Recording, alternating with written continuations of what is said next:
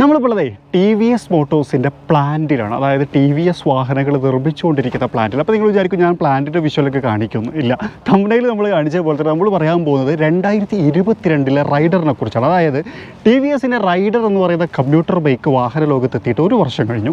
അതിനുശേഷം ചില മാറ്റങ്ങൾ TVS റൈഡറിന് വന്നിരിക്കുന്നു. അതും നല്ല രസകരമായിട്ടുള്ളൊരു മാറ്റമാണ്, ഒരു ഭയങ്കര യൂസ്ഫുൾ ആയിട്ടുള്ളൊരു മാറ്റമാണ്, അങ്ങനെയും പറയാം. ആ തരത്തിലുള്ള ഒരു മാറ്റം, ആ മാറ്റത്തെക്കുറിച്ചും പിന്നെ അതുപോലെ തന്നെ നമ്മൾ ഈ TVS മോട്ടോഴ്സിൻ്റെ ട്രാക്കിൽ ഓടിക്കുന്ന സമയത്തുള്ള എക്സ്പീരിയൻസുമാണ് ഇന്നത്തെ പ്രധാനപ്പെട്ട വീഡിയോ. അപ്പോൾ നമ്മുടെ കൂടെ ഏറ്റവും പുതിയ TVS റൈഡർ ഉണ്ട്. ഇതിൻ്റെ വിശേഷങ്ങളാണ് ഇന്ന് നമ്മൾ പറയാൻ പോകുന്നത്. എല്ലാ കൂട്ടുകാർക്കും നമ്മുടെ പുതിയൊരു വീഡിയോയിലേക്ക് ഹൃദ്യമായ സ്വാഗതം.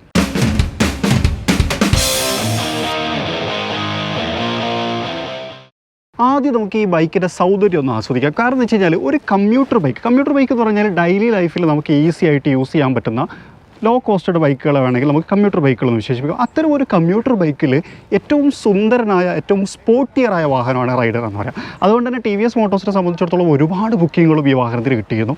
റൈഡറിൻ്റെ ഡീറ്റെയിൽ ആയിട്ടുള്ളൊരു വീഡിയോ നമ്മൾ ചെയ്തിട്ടുണ്ട് കേട്ടോ. അത് കാണാത്ത ആളുകൾക്ക് താഴെ ഡിസ്ക്രിപ്ഷനകത്തും മുകളിൽ ഐ ബട്ടണിലും കിട്ടും, അതൊന്ന് ചെക്ക് ചെയ്യുക. അതിനെക്കുറിച്ച് നമ്മൾ ഒരുപാട് ഡീറ്റെയിൽസ് പറയുന്നുണ്ട്. പക്ഷേ നമ്മൾ ഇതിനകത്ത് പെട്ടെന്ന് മാറ്റങ്ങളെക്കുറിച്ചാണ് പ്രധാനമായിട്ട് പറയുന്നത്. അപ്പോൾ ഒരു കാര്യം കൂടി പറയാം, TVS മോട്ടോഴ്സിനെ കുറിച്ച് പറയുന്ന സമയത്ത് കമ്പ്യൂട്ടർ ബൈക്കുകൾ കൂടുതൽ അലങ്കാരമാക്കുന്നതിൽ അല്ലെങ്കിൽ അതിൽ ഒരുപാട് ഫീച്ചറുകൾ കൊണ്ടുവരുന്നതിൽ TVS മോട്ടോഴ്സ് ഭയങ്കര ശ്രദ്ധാലുക്കളാണ്.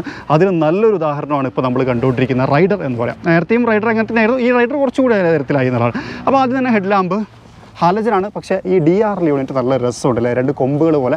അതാണ് ശരിക്കും വിക്കഡ് ഡ്രൈവ് എന്ന് പറയുന്ന തീമിൽ ഏറ്റവും കൂടുതൽ റൈഡർ ഹൈലൈറ്റ് ചെയ്യുന്നത് ആ ഒരു DRL സ്റ്റൈലിലാണ്. അതുപോലെ തന്നെ നമുക്കിവിടെ ഡിസ്ക് ബ്രേക്കുകൾ കാണാം, വീല് കാണാം. അതുപോലെ തന്നെ ഇവിടെ നമുക്കൊരു യെല്ലോ ഗാർഡ് കൊടുത്തിട്ടുണ്ട്.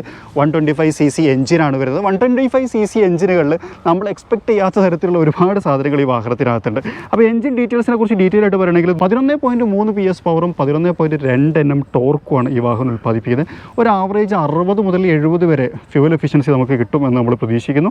ഡിസ്ക് ബ്രേക്കുകളാണ്, അതുപോലെ തന്നെ ട്യൂബ്ലെസ് ടയറുകളാണ് ഈ വാഹനത്തിനകത്ത് വരുന്നത്. അതാണ് ഇതിൻ്റെ ടെക്നിക്കൽ ഡീറ്റെയിൽസ് വളരെ പെട്ടെന്ന് പറയാനുള്ളത്. 125cc എഞ്ചിൻ്റെ ആ ഒരു ഭാഗങ്ങൾ കാണാം. റൈഡർ എന്ന് പറയുന്ന ഒരു ബാഡ്ജിങ്, TVSൻ്റെ ഒരു ബാഡ്ജിങ്. അതുപോലെ ഫ്രണ്ടിൽ നമുക്ക് TVSൻ്റെ ഒരു ബാഡ്ജിങ് ഉണ്ട്. ഇതൊരു പിയാനോ ബ്ലാക്ക് എലമെൻ്റാണ്. അതുപോലെ തന്നെ ഇവിടെ നമുക്ക് റൈഡറിൻ്റെ ഒരു ലോഗോ കാണാം. ഈ ഫ്യൂവൽ ടാങ്കിൻ്റെ ഡിസൈൻ ശ്രദ്ധിച്ചു നമ്മൾ, നല്ല രസകരമായിട്ടുള്ള സ്പോർട്ടി അപ്പീൽ. അത് ഈ വാഹനത്തെ എടുത്തു പറയേണ്ട ഒരു കാര്യമാണ്, ഭയങ്കര സ്പോർട്ടി അപ്പീലാണ്. അതുപോലെ തന്നെ സ്പ്ലിറ്റഡ് ആയിട്ടുള്ള സീറ്റുകളാണ്, കുറച്ച് വീതിയുണ്ട്, അതുകൊണ്ട് തന്നെ നൈസായിട്ട് ഇരിക്കാൻ പറ്റും. ഇരിക്കുന്ന സമയത്ത് അങ്ങനെ പെയിൻ സ്റ്റാർട്ട് ചെയ്യൊന്നുമില്ല എന്നുള്ളതാണ്. അതുപോലെ തന്നെ ഗ്രാബ് ഹാൻഡിൽസ് ഇവിടെ കൊടുത്തിട്ടുണ്ട് നമുക്ക് പിടിച്ചിരിക്കാൻ വേണ്ടിയിട്ട്. ഫ്രണ്ടിൽ നമ്മൾ DRL കണ്ടതുപോലെ തന്നെയുള്ള ഒരു ഡിസൈൻ എലമെൻ്റ് ഇവിടെ കാണാം. റിഫ്ലക്ഷൻ ഇൻഡിക്കേറ്റേഴ്സ്, അതുപോലെ തന്നെ സൈലൻസർ അല്ലേ, അതും ഇവിടെ കൊടുത്തിട്ടുണ്ട്. അതിനൊരു ഗാർഡൊക്കെ കൊടുത്തിട്ടുണ്ട്. ട്യൂബ്ലെസ് ടയറുകളാണ് എന്നുള്ളൊരു കാര്യം ഞാൻ പറഞ്ഞു. മോണോകോക്ക് സസ്പെൻഷൻ അതിൻ്റെ ഭാഗവും ഇവിടെ ക്രമീകരിച്ചിട്ടുണ്ട്. ഇതിനാണ് നമുക്ക് പെട്ടെന്ന് പറഞ്ഞു തീർക്കാനുള്ളത്. ഇത് നമ്മൾ നേരത്തെ വാഹനത്തിൽ കണ്ടിരലാണ്. പക്ഷേ ഈ മോഡലിലേക്ക് വന്ന സമയത്ത് പോകുന്ന പ്രധാനപ്പെട്ട മാറ്റം ഒരു ഡിജിറ്റൽ ഇൻസ്ട്രുമെൻ്റ് ക്ലസ്റ്ററാണ്. അതായത് ഈ വാഹനത്തിൻ്റെ എക്സ്ഷോറൂം പ്രൈസ് എന്ന് പറഞ്ഞാൽ 85-96 ലക്ഷം രൂപ വരെയാണ്. ആ ഒരു പ്രൈസിനുള്ളിൽ അവൈലബിൾ ആവുന്നതിൽ, അല്ലെങ്കിൽ എനിക്ക് തോന്നുന്നു ബൈക്കിൽ തന്നെ ഇത്തരത്തിലൊരു ഇൻസ്ട്രുമെൻ്റ് ക്ലസ്റ്ററുള്ള വാഹനം വളരെ കുറവല്ലേ. സ്റ്റാൻഡ് ഇൻഡിക്കേഷൻ കൊടുത്തിട്ടുണ്ട്. അപ്പോൾ തന്നെ ഇപ്പോൾ നമ്മൾ കണ്ടുകൊണ്ടിരിക്കുന്ന തീം പവർ മോഡിൻ്റെയാണ്. ഇവിടെ നമുക്ക് മോഡ് സെലക്ട് ചെയ്യാനുള്ള ബട്ടൺ കാണാം. എക്കോ മോഡിലേക്ക് ഇട്ട് കഴിഞ്ഞാൽ നമുക്കൊരു ബ്ലൂ കളറിലേക്ക് വരും, ഒരു ഇലക്ട്രിക് കളർ എന്ന് നമുക്ക് വിശേഷിപ്പിക്കുന്ന തരത്തിൽ. ഇതിൻ്റെ ഏറ്റവും വലിയ മറ്റൊരു പ്രത്യേകത, അതായത് ഇത്തരത്തിലൊരു ക്ലസ്റ്റർ വന്നു എന്നുള്ളതൊരു വലിയ പ്രത്യേകതയാണ്. എന്നാൽ ഇതിൻ്റെ മറ്റൊരു വലിയ പ്രത്യേകത എന്ന് വെച്ചാൽ ഇത് നമുക്ക് ബ്ലൂടൂത്ത് വഴി ഒരു ഫോണിലിട്ട് കണക്ട് ചെയ്യാം എന്നുള്ളതാണ്. അതുകൊണ്ട് തന്നെ നമുക്ക് വോയിസ് കമാൻഡ് വഴി ഈ സിസ്റ്റത്തെ വർക്ക് ചെയ്യാൻ പറ്റും. അതിനൊരു ബട്ടൺ ഇവിടെ കൊടുത്തിട്ടുണ്ട്. അടിപൊളിയല്ലേ? അപ്പോൾ ഇനി ഇതിൻ്റെ ഡീറ്റെയിൽ ആയിട്ടുള്ള ഒരു എക്സ്പ്ലനേഷനിൽ നമുക്ക് പോകാം. കാരണം ഈ വീഡിയോയിൽ നമുക്ക് പ്രധാനമായിട്ടും പറയാനുള്ളത് അതിനെക്കുറിച്ചാണ് എന്ന് പറയാം. നമുക്കൊരു ഫോണിൻ്റെ ഒരു സഹായമുണ്ട്. അതിനകത്തുണ്ടോ നമുക്കൊരു ആപ്ലിക്കേഷൻ ഉണ്ട്. ഇതാണ് ഇവിടെ ആപ്ലിക്കേഷൻ TVS റൈഡറിൻ്റെ ഫോണിട്ട് കണക്ട് ചെയ്യാനുള്ള, അതായത് ഒരു ഇൻറ്റഗ്രേറ്റിംഗ് പാർട്ട് എന്ന് പറയാം. ഇതിനകത്ത് നമുക്ക് ധാരാളം വോയിസ് കമാൻഡുകളുണ്ട്. ഹായ് ബഡ്ഡി എന്ന് പറഞ്ഞപ്പോൾ ഒരു കേൾക്കാൻ തുടങ്ങി. ഭയങ്കര അനുസരണയാണ്, അതായത് ഫാസ്റ്റ് റെസ്പോണ്ടിങ് ആണ്. ക്ലോസ് ചെയ്യട്ടെ. Okay, nearest petrol station. ഇവരിടയിൽ വായിക്കാൻ പറ്റുന്നില്ല, അപ്പോൾ ഒത്തിരി ഇത് എടുക്കുകയാണ്. നിങ്ങൾ ജസ്റ്റ് ഒന്ന് നോക്കിക്കോളൂ. അപ്പോൾ അതിന് പെട്രോൾ സ്റ്റേഷനിലേക്ക് പ്രോസസ്സ് ചെയ്ത് തുടങ്ങി. അതായത് നമുക്കെന്ത് ചെയ്യാം, നാവിഗേറ്റ് ചെയ്യാൻ പറ്റും നമ്മളെ വാഹനത്തെ. ഇപ്പോൾ ഉദാഹരണത്തിന് എന്നെ ബാംഗ്ലൂരിലേക്ക് കൊണ്ടുപോകും. അത് അപ്പോൾ ഇംഗ്ലീഷ് പറയാത്തതെന്ന് വെച്ച് കഴിഞ്ഞാൽ ഇത് വേഗം ബാംഗ്ലൂരിലേക്ക് ലൊക്കേഷൻ ഉണ്ട്, അതുകൊണ്ടാണ്. അപ്പോൾ അങ്ങനെ ഒരുപാട് ഫീച്ചറുകൾ നമുക്ക് ഇതിനകത്തുണ്ട്. അതുപോലെ തന്നെ പ്ലേ മ്യൂസിക് എന്നുള്ളൊരു ഓപ്ഷൻ പറഞ്ഞു കഴിഞ്ഞാൽ മ്യൂസിക് പ്ലേ ആവും. കേട്ടോ, ഇപ്പോൾ ഇവിടെ വോയിസ് കമാൻഡ് ആക്റ്റീവ് ആണ് എന്നുള്ളതിന് തെളിവാണ് ആ കറങ്ങിക്കൊണ്ടിരിക്കുന്ന സാധനം. അതെങ്ങനെ ആക്റ്റീവ് ചെയ്യാമെന്ന് വെച്ച് കഴിഞ്ഞാൽ ഇതിൻ്റെ ഏറ്റവും വലിയൊരു അഡ്വാൻറ്റേജ്, ഇപ്പം ബ്ലൂടൂത്ത് കണക്ടിവിറ്റി ഉണ്ട് എന്നൊക്കെ പറയുമ്പോൾ ഇതെല്ലാം തന്നെ റൈഡ് ചെയ്തുകൊണ്ടിരിക്കുന്ന സമയത്ത് നമുക്ക് കൺട്രോൾ ചെയ്യാൻ പറ്റും എന്നുള്ളതും വലിയൊരു പ്രത്യേകതയാണ്. അപ്പോൾ നമ്മൾ റൈഡ് ചെയ്തുകൊണ്ടിരിക്കുന്ന സമയത്ത് ഈ ഐ ബട്ടൺ പ്രസ് ചെയ്ത് കൊടുത്തു കഴിഞ്ഞാൽ നമ്മളിപ്പം ഇയർഫോൺ കണക്റ്റഡ് ആണെങ്കിൽ ആ ഇയർഫോൺ വഴി ഫോൺ നെറ്റ് കമ്മ്യൂണിക്കേറ്റ് ചെയ്യാം. പ്ലേ മ്യൂസിക് പോസ് മ്യൂസിക്, അല്ലെങ്കിൽ take me to nearest petrol station, അല്ലെങ്കിൽ take me to Bangalore, take me to somewhere else തുടങ്ങിയുള്ള കമാൻഡുകൾ നമുക്ക് കൊടുക്കാൻ പറ്റും എന്നുള്ളതാണ്. അതുപോലെ തന്നെ ഫോണിൻ്റെ സ്റ്റാറ്റസും ഇവിടെ കാണാം. മെസ്സേജ് ഉണ്ടോ, കോൾ ഉണ്ടോ, അതുപോലെ തന്നെ ഇതുണ്ടോ തുടങ്ങിയിട്ടുള്ള കാര്യങ്ങളൊക്കെ നമുക്ക് കാണാൻ കഴിയും. ഇനി ഞാൻ വേറൊരു കാര്യം കൂടി കാണിക്കാം. ഇപ്പോൾ നമ്മൾ കണക്ട് ചെയ്തിട്ടുള്ള ഫോണിലേക്ക് ഒരു കോൾ വരികയാണ്. ഉദാഹരണത്തിന് ആരെങ്കിലും വിളിക്കുകയാണെന്നുണ്ടെങ്കിൽ, ഇപ്പോൾ ഞാൻ എൻ്റെ നമ്പറിൽ നിന്ന് ഞാനിപ്പോൾ കണക്ട് ചെയ്ത ഫോണിലേക്ക് ഒന്ന് ഡയൽ ചെയ്യണം. അങ്ങനെ ഡയൽ ചെയ്യുമ്പോൾ ഇവിടെ കാണിക്കും നജീബ് കോളിംഗ്. അപ്പോൾ നമ്മളിനി ഒരു ഫോട്ടോ വെച്ചിട്ടുണ്ടെന്നുണ്ടെങ്കിൽ ആ ഫോട്ടോയും അവിടെ ഹൈലൈറ്റ് ചെയ്ത് കാണിക്കും. അപ്പോൾ നമുക്ക് തീരുമാനിക്കാം ആ ഫോൺ എടുക്കേണ്ടതാണോ, അർജൻറ്റ് ആയിട്ടുള്ളതാണോ എന്നുള്ളത് തീരുമാനിക്കാം. അപ്പോൾ എങ്ങനെ ഫോൺ എടുക്കുക, ഓൺ ദ ഗോ ആവുന്ന സമയത്ത് നമുക്ക് ഈ ഐ ബട്ടൺ ഉപയോഗിച്ച് തന്നെ ആ ഫോൺ എടുക്കുകയും ചെയ്യാം. ഒറ്റ പ്രസ് ചെയ്ത് കഴിഞ്ഞാൽ അത് നമുക്ക് കട്ട് ചെയ്യാൻ പറ്റും. ലോങ് പ്രസ് ചെയ്ത് കഴിഞ്ഞാൽ നമുക്ക് ആ ഫോൺ അറ്റൻഡ് ചെയ്യുകയും ചെയ്യാൻ പറ്റും എന്നുള്ളതാണ്. ഓൺ ദ ഗോ ആണ് ഇതെല്ലാം സംഭവിക്കുന്നത് എന്നുള്ളതാണ് ഇതിൻ്റെ ഏറ്റവും വലിയൊരു ഹൈലൈറ്റ് എന്നുള്ളതാണ്. അതൊരു ഭയങ്കര യൂസ്ഫുൾ ആയിട്ടുള്ളൊരു ഫീച്ചറായിട്ട് എനിക്ക് തോന്നി. അതേപോലെ തന്നെ മറ്റൊരു കാര്യം എന്ന് വെച്ച് കഴിഞ്ഞാൽ, ഇപ്പോൾ നമുക്ക് ഫോൺ എടുക്കേണ്ടാത്തൊരു സിറ്റുവേഷൻ ആണെങ്കിൽ, എടുക്കാൻ കഴിയില്ല എന്നുണ്ടെങ്കിൽ DND മോഡ് വെക്കാം. അല്ല എന്നുണ്ടെങ്കിൽ ഒരു ഓട്ടോമാറ്റഡ് SMS നമുക്ക് സെൻഡ് ചെയ്യാം. നമുക്ക് പ്രീ ഡിഫൈൻഡ് ആയിട്ടുള്ള ഓട്ടോമാറ്റിക് SMS നമുക്ക് അയച്ചു കൊടുക്കാം എന്നുള്ളതാണ്. പിന്നെ അതുപോലെ തന്നെ ഇൻട്രസ്റ്റിംഗ് ആയിട്ടുള്ള വേറെ സാധനം എന്ന് വെച്ച് കഴിഞ്ഞാൽ, ഇപ്പോൾ ഇതിനകത്ത് ഫ്യൂവൽ ഫുള്ളാണ്. IFM E ഒക്കെ കണ്ടില്ലേ, ഫുൾ ടാങ്കാണ്, കമ്പനി വണ്ടിയല്ലേ, സ്വാഭാവികം. പിന്നെ ഇത് ഈ empty ആവുന്ന സമയത്ത് ഇതിനോട് പറയാതെ തന്നെ, അതായത് നമ്മൾ വോയിസ് കമാൻഡിലൂടെ ഒന്നും പറയാതെ തന്നെ ഓട്ടോമാറ്റിക്കായിട്ട് ബൈക്ക് നമുക്ക് നിയറസ്റ്റ് ആയിട്ടുള്ള ഒരു പെട്രോൾ സ്റ്റേഷനിലേക്കുള്ള വഴി കാണിച്ചു തരും എന്നുള്ളതാണ്. അതും ഇൻട്രസ്റ്റിംഗ് ആയിട്ടുള്ളൊരു ഫീച്ചറാണ്, യൂസ്ഫുള്ളാണ്. ഇപ്പോൾ ഇത്രയും പറഞ്ഞ കാര്യങ്ങളൊക്കെ ശരിക്കും നമ്മളെപ്പോഴും പറയുന്ന കാര്യം, ബൈക്ക് ഓടിക്കുമ്പം എന്ത് ഡ്രൈവ് ചെയ്യുമ്പോഴും ഫോൺ യൂസ് ചെയ്യരുത്. അപ്പോൾ അതിനെ കുറച്ചും കൂടി സ്റ്റാൻഡർഡൈസ് ചെയ്തു എന്നുള്ളതാണ് ഞാൻ മനസ്സിലാക്കുന്നത്. പിന്നെ അതുപോലെ ഇവിടെ ട്രിപ്പ് മീറ്റർ കാര്യങ്ങൾ കാണാം. ഇവിടെ ഒരു മെനു ബട്ടൺ കണ്ടോ, ഈ മെനു ബട്ടൺ ഉപയോഗിച്ചിട്ട് നമുക്കതിനെ കൺട്രോൾ ചെയ്യാം. അപ്പോൾ ട്രിപ്പ് BI, ട്രിപ്പ് AI, അതുപോലെ തന്നെ റേഞ്ച്, ആവറേജ്, മൈലേജ് തുടങ്ങിയിട്ടുള്ള കാര്യങ്ങളൊക്കെ അവിടെ കാണിക്കാം. ഇനി ഇത് ലോങ് പ്രസ് ചെയ്ത് കൊടുത്തു കഴിഞ്ഞാൽ അതിൻ്റെ കൺട്രോൾ ഇങ്ങോട്ട് വരും. അതാ ആവറേജ് സ്പീഡ് എന്നുള്ളത് ബ്ലിങ്ക് ചെയ്തുണ്ടോ, അവിടെ നമുക്ക് ആവറേജ് സ്പീഡ്, അതുപോലെ തന്നെ ടോപ്പ് സ്പീഡ്. ഇപ്പോൾ 40 ഇത് ഓടിച്ചിട്ടുള്ളത്. അതിപ്പോൾ ഈ ട്രാക്കിനകത്ത് ലിമിറ്റഡ് ആയിട്ടുള്ള സർഫസിൽ ഓടിച്ചതിൻ്റെ ഒരു എക്സ്പീരിയൻസ് ആണ് എന്നുള്ളതാണ്. അടിപൊളിയല്ലേ? അതിൻ്റെ മെക്കാനിസം എന്ന് വെച്ച് കഴിഞ്ഞാൽ, ഈ ഡിവൈസിനായിട്ട്, അതായത് ഇൻസ്ട്രുമെൻറ്റ് ക്ലസ്റ്ററിനായിട്ട് നമ്മളൊരു ഫോൺ കണക്ട് ചെയ്യുന്നു, ഫോണിനായിട്ട് ഒരു ബ്ലൂടൂത്ത് ഹെഡ്സെറ്റും കണക്ട് ചെയ്യുന്നു, അല്ലെങ്കിൽ ഒരു ഹെഡ്സെറ്റ് കണക്ട് ചെയ്യുന്നു വയേർഡ് ആയിട്ടാണെങ്കിൽ, അത് വോയിസ് കമാൻഡ് വഴി കൺട്രോൾ ചെയ്തുകൊണ്ടിരിക്കുന്നു എന്നുള്ളതാണ്. അടിപൊളിയായിട്ടുള്ളൊരു അപ്ഡേഷൻ, ശരിക്കും ബൈക്കുകളിൽ വേണമെന്ന് തോന്നിയിട്ടുള്ളൊരു അപ്ഡേഷൻ. അത് ആദ്യമായിട്ട് TVS മോട്ടോഴ്സ് കൊണ്ടുവന്നു എന്നുള്ളതുകൊണ്ട് TVS മോട്ടോഴ്സിനൊരു കുതിരപ്പോകൻ. ഓക്കെ. പിന്നെ അതുപോലെ ഇവിടെ നമുക്ക് എന്ത് ചെയ്യാം, ഒരു സ്ക്രാച്ച് പ്രൂഫ് മെറ്റീരിയൽസ് ഒക്കെ കൊടുത്തിട്ടുണ്ട്. കാരണം വെച്ചാൽ ഈ ഒരു ഭാഗം ഏറ്റവും കൂടുതൽ സ്ക്രാച്ച് വീഴാൻ സാധ്യതയുള്ള ഒരു ഏരിയയാണ്. കാരണം വെച്ച് കഴിഞ്ഞാൽ കീട്ട് തുറക്കുമ്പോൾ, ഫ്യൂവലിൻ്റെ ആയി വെക്കുമ്പോൾ, അങ്ങനെ ഒരുപാട് സാധ്യതകളുണ്ടല്ലോ. പിന്നെ അതുപോലെ തന്നെ ഇവിടെ നമുക്കൊരു USB ചാർജറും കാണാം. അതും ആവശ്യമാണല്ലോ അല്ലേ, കാരണം ഇത്രയും ഫോണിട്ട് കണക്ട് ചെയ്യുന്ന ആക്ടിവിറ്റി ഒക്കെ ആകുമ്പോൾ ചാർജ് ചെയ്യുന്നത് നല്ലതല്ലേ. പിന്നെ അതുപോലെ തന്നെ ഈ സൈഡ് വ്യൂ ഉണ്ടോ, നമ്മൾ നേരത്തെ പറഞ്ഞ പോലെ തന്നെ ആ ഒരു സ്പോർട്ടി അപ്പീലിനെ ശരിക്കും ഹൈലൈറ്റ് ചെയ്യുന്ന തരത്തിലാണ് ഇത് കൊടുത്തിട്ടുള്ളത് എന്നുള്ളതാണ്. 85 മുതൽ 96, 100 ആ 1 ലക്ഷത്തിന് താഴെയാണ് ഇതിൻ്റെ പ്രൈസ് റേഞ്ച് വരുന്നത്. ഏകദേശം ഒരു 60-70 മൈലേജും നമുക്ക് പ്രൊവൈഡ് ചെയ്യാൻ പറ്റും എന്നുള്ളതാണ്. ഇനി നമുക്കിതൊന്ന് റൈഡ് ചെയ്ത് നോക്കാം. റൈഡ് ചെയ്ത് നോക്കുന്ന സമയത്ത് നമ്മളുടെ അനുഭവങ്ങൾ വിശദമായിട്ട് പറയാം. ഇനി നമ്മൾ ഒന്ന് ട്രാക്ക് എക്സ്പീരിയൻസ് ചെയ്യാൻ പോകണം. അതായത് ഇവിടെ നമുക്ക് ട്രാക്ക് ഉണ്ട്, ആ ട്രാക്കാണ് നമ്മൾ എക്സ്പീരിയൻസ് ചെയ്യാൻ പോകുന്നത്. അതിന് മുമ്പ് 2-3 ക്യാരക്ടേഴ്സ് വരാം. ഒന്ന്, ഞാനിതിനകത്ത് കയറിയിരിക്കുന്ന സമയത്ത് എന്നെ സംബന്ധിച്ചിടത്തോളം, ഞാൻ ഇപ്പോൾ നല്ല നീളമുള്ള ആളാണെങ്കിൽ പോലും വലിയ മോശമൊന്നുമില്ല. ഇപ്പോൾ ഞാൻ വേറൊരാളോട് ചോദിച്ചു, ഞാൻ ആദ്യം ഇരിക്കുമ്പോൾ എങ്ങനെ ഉണ്ടെന്ന് ചോദിച്ചു. അതായത് ഒരു ഇല്ലാത്ത സാധനത്ത് ഇപ്പോൾ കയറിയിരിക്കുന്ന ഫീലോ അങ്ങനെയൊന്നുമില്ല, നല്ല കംഫർട്ടാണ്. പിന്നെ അപ്പോൾ തന്നെ ഇരുത്തവും നല്ല കംഫർട്ടാണ്, വീതിയുള്ള സീറ്റും കാര്യങ്ങളൊക്കെ ആയതുകൊണ്ട് തന്നെ കാലെത്തുന്ന പ്രശ്നങ്ങളും കാര്യങ്ങളൊന്നുമില്ല. അപ്പോൾ എല്ലാവർക്കും, അതായത് ഡെയിലി ലൈഫ് വാഹനം ആയതുകൊണ്ട് തന്നെ കാലൊക്കെ എത്തിച്ച് നല്ല രൂപത്തിൽ കംഫർട്ടായിട്ട് ഡ്രൈവ് ചെയ്യാൻ പറ്റുന്ന തരത്തിൽ തന്നെയാണ് ക്രമീകരിച്ചിട്ടുള്ളത്. ആ ക്യാരക്ടേഴ്സും കാര്യങ്ങളൊക്കെ അടിപൊളിയാണ്. അതുകൊണ്ട് തന്നെ ദീർഘദൂരം യാത്ര ചെയ്ത് കഴിഞ്ഞാലും വലിയ പ്രശ്നങ്ങളൊന്നും ഉണ്ടാവില്ല എന്ന് തന്നെയാണ് നമ്മൾ പ്രതീക്ഷിക്കുന്നത്. അപ്പോൾ അതായത് നമുക്കൊരു കമ്മ്യൂട്ടർ ബൈക്കിൻ്റെ ട്രാക്ക് എക്സ്പീരിയൻസ് ഒന്ന് ഫീൽ ചെയ്യാം. ഓക്കെ, അപ്പോൾ നമ്മൾ സ്റ്റാർട്ട് ചെയ്യാണ്.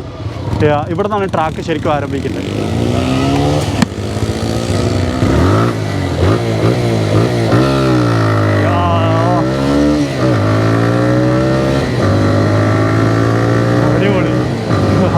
ശരിക്കും നല്ല സ്പീഡിൽ പോകുന്നതിനൊരു കുഴപ്പമില്ല കേട്ടോ, നല്ല ബാലൻസ്ഡാണ്.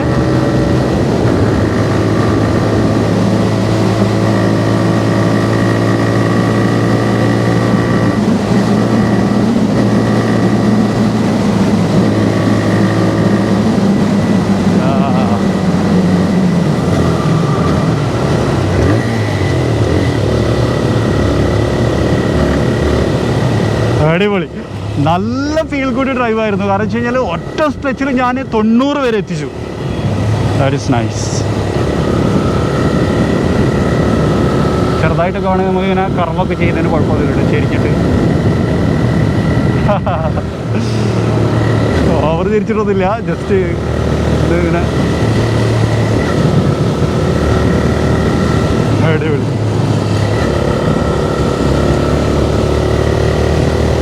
ഇനി നമ്മൾ ഡ്രൈവിനെ കുറിച്ച് പറഞ്ഞു കൊടുക്കുന്ന സമയത്ത് ആദ്യം നമുക്ക് സൗണ്ടിൽ നിന്ന് ആരംഭിക്കാമെന്നുള്ളതാണ്. കാരണം എന്ന് വെച്ച് കഴിഞ്ഞാൽ ഭയങ്കര സ്പോർട്ടിയർ ആയിട്ടുള്ള സൗണ്ടാണ്, പക്ഷേ എന്ന് കഴിഞ്ഞാൽ ഭയങ്കര റിഫൈൻഡുമാണ്. അത് രണ്ടും കൂടി മിക്സ് ചെയ്തുകൊണ്ടുള്ളൊരു സൗണ്ട് പോലെയാണ് നമുക്ക് ഡ്രൈവ് ചെയ്യുന്ന സമയത്ത് ഫീൽ ചെയ്യുക. നല്ല രസകരമായിട്ടുള്ളൊരു സൗണ്ടാണ്, പക്ഷേ അത് ഭയങ്കര ബഹളം ഉണ്ടാക്കുന്ന തരത്തിലല്ല എന്നുള്ളത് കുറച്ചും കൂടി എനിക്ക് ഇൻട്രസ്റ്റിംഗ് ആയിട്ട് തോന്നി. പിന്നെ മാത്രമല്ല ഒരു സൈലൻറ്റ് സ്റ്റാർട്ടർ ജനറേറ്റർ കൂടി ഈ വാഹനത്തിനകത്ത്, അതായത് സാധാരണഗതിയിൽ സ്റ്റാർട്ട് ചെയ്യുന്ന തരത്തിലുള്ള സൗണ്ടുകളൊക്കെ ഒഴിവാക്കിയിട്ട് വളരെ സ്മൂത്ത് ആൻഡ് നൈസായിട്ട് സ്റ്റാർട്ട് ചെയ്യാൻ പറ്റുന്ന തരത്തിലാണ് ഇതിൻ്റെ സ്റ്റാർട്ടിങ്ങിന് TVS റൈഡർ സ്ഥാപിച്ചിട്ടുള്ളത്. പിന്നെ അതുപോലെ തന്നെ അതിൻ്റെ കൂട്ടത്തിലൊരു കാര്യം കൂടി പറയാനുള്ളത്, ഈ വാഹനത്തിനകത്ത് ഒരു ഐഡിയൽ സ്റ്റാർട്ട് സ്റ്റോപ്പ് സിസ്റ്റം ഉണ്ട്. അതായത് നമ്മൾ സാധാരണ കാറിലൊക്കെ നമ്മൾ കാണുന്ന പോലെ തന്നെയുള്ള ഒരു സിസ്റ്റം, അതായത് എഞ്ചിൻ സ്റ്റാർട്ട് സ്റ്റോപ്പ് ചെയ്യുന്നത്. അപ്പോൾ നമ്മൾ ട്രാഫിക്കിലൊക്കെ നിൽക്കുകയാണെന്നുണ്ടെങ്കിൽ ഇപ്പോൾ നമ്മൾ ആക്സലറേഷൻ ഒന്ന് കൈയെടുത്ത് കഴിഞ്ഞാൽ വാഹനത്തിൻ്റെ എഞ്ചിൻ ഓട്ടോമാറ്റിക്കായിട്ട് ഓഫ് ആവുകയും വീണ്ടും നമ്മൾ ആക്സലറേഷൻ കൊടുക്കാൻ തുടങ്ങിക്കഴിഞ്ഞാൽ അത് സ്റ്റാർട്ട് ആവുകയും ചെയ്യും. അപ്പോൾ നമ്മൾ നേരത്തെ 2 ഡ്രൈവ് മോഡുകളുണ്ടെന്ന് പറഞ്ഞിട്ടുണ്ടായിരുന്നല്ലോ, പവർ മോഡും അതുപോലെ തന്നെ എക്കോ മോഡും. ഈ പവർ മോഡിലാവുന്ന സമയത്ത് ഈ engine idle start stop system work ചെയ്യില്ല, അത് മറ്റേ മോഡിൽ മാത്രമാണ് വർക്ക് ചെയ്യുക. അപ്പം 2 ഡ്രൈവ് മോഡുകൾ, ഒന്ന് പവർ മോഡും അതുപോലെ തന്നെ എക്കോ മോഡും. അപ്പോൾ എക്കോ മോഡും പവർ മോഡും തമ്മിലുള്ള വ്യത്യാസം എന്ന് വെച്ച് കഴിഞ്ഞാൽ ഇത് തമ്മിൽ പവറുകൾ വലിയ വ്യത്യാസമൊന്നും വരുന്നില്ല, അതായത് പവർ ചേഞ്ചുകൾ വരുത്തുന്നില്ല, നേരെ മറിച്ച് ലിമിറ്റ് ചെയ്യുന്നുണ്ട് സ്പീഡിന്. അപ്പം എക്കോ മോഡിലേക്ക് വരുന്ന സമയത്ത് കുറച്ച് സ്പീഡിനെ വാഹനം ഒന്ന് ലിമിറ്റ് ചെയ്യും, പവർ മോഡിലേക്ക് വരുന്ന സമയത്ത് കൂടുതൽ പെർഫോമൻസിലേക്ക് കൊണ്ടുപോകാൻ അത് സഹായിക്കും എന്നുള്ളതാണ്. പിന്നെ സ്വാഭാവികമായിട്ടും പവർ മോഡിലേക്ക് വരുന്ന സമയത്ത് കുറച്ച് ഫ്യൂൽ എഫിഷ്യൻസി കുറവായിരിക്കും, മറ്റേലേക്ക് വരുന്ന സമയത്ത് ഫ്യൂൽ എഫിഷ്യൻസി കൂടുതലായിരിക്കും എന്നുള്ളതാണ്. TVSൻ്റെ ട്രാക്കിൽ ഈ ഒരു വാഹനം ഓടിച്ചു നോക്കുന്ന സമയത്ത് നമുക്ക് കിട്ടിയിട്ടുള്ള എക്സ്പീരിയൻസിനെ കുറിച്ച് പറയുകയാണെന്നുണ്ടെങ്കിൽ ഒന്നാമതൊരു കാര്യം എന്ന് വെച്ച് കഴിഞ്ഞാൽ ഭയങ്കര കംഫർട്ടായിട്ടുള്ള ഡ്രൈവാണ്. പിന്നെ മാത്രമല്ല ഈ വാഹനം ഞാൻ ഏകദേശം 97 km/h വേഗതയിലേക്ക് കൊണ്ടുവരാൻ എനിക്ക് സാധിച്ചു. അപ്പം എന്നെ സംബന്ധിച്ചുള്ള ഒരു 80-85 കിലോഗ്രാമിൻ്റെ അടുത്ത് വെയിറ്റ് ഉള്ള ഒരാളെ ഇരുത്തിയിട്ട് ഇത്രയും സ്പീഡിൽ പോകാൻ പറ്റുന്നുണ്ട് എന്നുണ്ടെങ്കിൽ എനിക്ക് തോന്നുന്നു ഡെയിലി ലൈഫിൽ അത് ഭയങ്കര യൂസ്ഫുൾ ആയിട്ടുള്ളൊരു കാര്യമായിട്ട് എനിക്ക് ഫീൽ ചെയ്തു. അത് വെച്ച് കഴിഞ്ഞാൽ നമ്മളിപ്പം ഒരു ഒഴിഞ്ഞ റോട്ടിലൂടെ പോകുന്നു, അല്ലെങ്കിൽ നമ്മൾ ദൈനംദിന യാത്രയിൽ ഓഫീസിലേക്ക് പോകുന്നു, അല്ലെങ്കിൽ ജോലി ആവശ്യങ്ങൾക്ക് വേണ്ടി പോകുന്ന സമയത്ത് അത്യാവശ്യം നല്ലൊരു പെർഫോമൻസിലേക്ക് കൊണ്ടുവരാൻ കഴിയുന്ന തരത്തിലുള്ള ഒരു കമ്പ്യൂട്ടർ ബൈക്ക് എന്നുള്ള രൂപത്തിൽ നമുക്ക് റൈഡറിനെ ഉൾപ്പെടുത്താൻ കഴിയും എന്നുള്ളത് അതും ഒരു അഡ്വാൻറ്റേജാണ്. അതായത് സ്പോർട്ടിയർ ലുക്കാണ് എന്നുള്ളത് മാത്രമല്ല ഒരു സ്പോർട്ടിയർ പെർഫോമൻസും ഈ വാഹനത്തിനകത്ത് കൊടുത്തിട്ടുണ്ട് എന്നാണ്. പിന്നെ 5 സ്പീഡ് ഗിയർ ബോക്സ് ആണ് ഈ വാഹനത്തിനകത്ത് വരുന്നത്, അത് നമ്മൾ നേരത്തെ പറഞ്ഞിട്ടുള്ളൊരു കാര്യമാണ്. മാത്രമല്ല ഒരു കാര്യം പ്രത്യേകം എടുത്തു പറയേണ്ട ഒരു കാര്യമാണ്, ഭയങ്കര സ്മൂത്ത് ആൻഡ് റൈഡ് ക്വാളിറ്റി അപാരമാണ്. ഭയങ്കര എന്താ പറയുക, ഈ ട്രാക്കിലൂടെ ഓടിക്കുന്ന സമയത്ത് ഇപ്പോൾ നമ്മൾ ചെരിച്ചൊക്കെ ഓടിക്കാൻ നേരത്തെ കാണിച്ചില്ല, അപ്പോൾ അങ്ങനെയൊക്കെ ഓടിക്കുന്ന സമയത്തും ഭയങ്കര കൂൾ ആൻഡ് കാം ഡ്രൈവാണ് എന്നുള്ളതും റൈഡറിനെ സംബന്ധിച്ചോളം എനിക്ക് ഇൻട്രസ്റ്റിംഗ് ആയിട്ടൊരു കാര്യമായിട്ട് തോന്നി. അപ്പം TVS റൈഡർ എന്ന് പറയുന്ന മോഡൽ TVSൻ്റെ ട്രാക്കിൽ ഓടിച്ച ഒരു എക്സ്പീരിയൻസാണ് നമ്മൾ പറഞ്ഞത്. അപ്പോൾ നമ്മൾ അധികം ഇതിനകത്ത് നമ്മൾ ഡ്രൈവ് ചെയ്യാൻ ശ്രമിച്ചിട്ടുള്ള ചില 70 മുകളിലാണ്, അതായത് നല്ലൊരു പെർഫോമൻസ്. കാരണം അത്രയും നല്ല റോഡും അത്രയും നല്ലൊരു ട്രാക്കും ആയതുകൊണ്ട് തന്നെ നമ്മൾ സേഫ് ആണെന്നുള്ളൊരു ബോധ്യം കൊണ്ട് അത്രയും പെർഫോമൻസ് കൂട്ടിയാണ് ഓടിച്ചത്. അപ്പോൾ ആ ഓടിച്ച സമയത്ത് എനിക്ക് തോന്നിയ അഭിപ്രായങ്ങളാണ് ഞാൻ അതിനകത്ത് പറഞ്ഞത്. നല്ല കംഫർട്ടാണ് സ്പീഡിൽ പോകുന്ന സമയത്തും, നല്ല ബ്രേക്കിങ്ങുമാണ്, അതായത് നമ്മൾ ബ്രേക്ക് ചെയ്യുന്ന സമയത്തും മോശമല്ലാത്ത രീതിയിൽ ഇത് കൊണ്ടുവരാൻ കഴിയുന്നുണ്ട് എന്നുള്ളതാണ്. അപ്പം ഡിസ്ക് ബ്രേക്കിൻ്റെ ഒരു അഡ്വാൻറ്റേജും നമുക്ക് കിട്ടുന്നുണ്ട് എന്നുള്ളതും കൂടി ഒരു ഗുണമാണ്. അപ്പം അതും നമ്മളുടെ ഒരു അനുഭവത്തിൻ്റെ ഭാഗമായിട്ട് നമ്മൾ ഷെയർ ചെയ്തതാണ്. അപ്പം ഇത്രയാണ് നമുക്ക് TVS റൈഡർ എന്ന് പറയുന്ന മോഡൽ പെട്ടെന്ന് നമുക്കൊരു റിവ്യൂ പോലെ പറയാനുള്ളത്. അപ്പം നേരത്തെ നമ്മൾ റൈഡറിൻ്റെ ഒരു വീഡിയോ ചെയ്തതിനകത്ത് നമ്മൾ ഡീറ്റെയിൽ ആയിട്ട് ഇത്തരം കാര്യങ്ങൾ എക്സ്പ്ലെയിൻ ചെയ്താണ്. അത് കാണാത്ത ആളുകൾ ഒന്നുകൂടി കാണാം. അപ്പോൾ നമ്മൾ ഫസ്റ്റ് എക്സ്പീരിയൻസ് കൂടി നിങ്ങൾക്ക് കിട്ടും. ഇപ്പോൾ നമ്മൾ നല്ലൊരു ട്രാക്കിൽ നല്ല ഹെവി സ്പീഡിൽ ഓടിച്ചൊരു എക്സ്പീരിയൻസ് കൂടിയാണ് നമ്മൾ പറയുന്നത്. നേരത്തെ നമ്മളത് നമ്മുടെ നാട്ടിൻപുറത്തുകൂടെയൊക്കെ ഓടിക്കുന്ന ഒരു എക്സ്പീരിയൻസ് പറഞ്ഞു. അപ്പോൾ റൈഡറിനെ കൺക്ലൂഡ് ചെയ്യുകയാണെന്നുണ്ടെങ്കിൽ ശരിക്കും ഡെയിലി ലൈഫിൽ സ്പോർട്ടിയറായിട്ട് നമുക്ക് യൂസ് ചെയ്യാൻ പറ്റുന്ന ഒരു കമ്പ്യൂട്ടർ ബൈക്ക് എന്ന് പറയാം. സിറ്റിയിലും അതുപോലെ തന്നെ സിറ്റി അല്ലാത്ത സമയത്ത് നല്ലൊരു ഹൈവേയിലും നല്ല രൂപത്തിൽ തന്നെ ക്രൂസ് ചെയ്ത് കൊണ്ടുകൊടുക്കാൻ പറ്റുന്ന നല്ല ഹാൻഡ്ലിംഗ് ആയിട്ടുള്ള ഒരു പുതിയ ചേസിസാണ് TVS ഇതിനകത്ത് കൊണ്ടുവന്നുള്ളതെന്നൊക്കെ നമ്മൾ നേരത്തെ പറഞ്ഞിട്ടുണ്ടായിരുന്നു. അപ്പോൾ അതിനെല്ലാം ഒതുങ്ങുന്ന തരത്തിൽ നല്ല ഹാൻഡ്ലിംഗ് ആണ്, നല്ല പെർഫോമൻസ് ആണ്, നല്ല കംഫർട്ടാണ് എന്ന് പറയാം എന്നൊരു കാര്യം കൂടി പറഞ്ഞുകൊണ്ട് ഇന്നത്തെ വീഡിയോ തൽക്കാലം നമ്മളോട് അവസാനിപ്പിക്കുകയാണ്. അപ്പോൾ മറ്റൊരു വീഡിയോ മറ്റൊരു വിശേഷമായിട്ട് കാണാം. അതുവരെ ചെറിയൊരു ബ്രേക്ക്.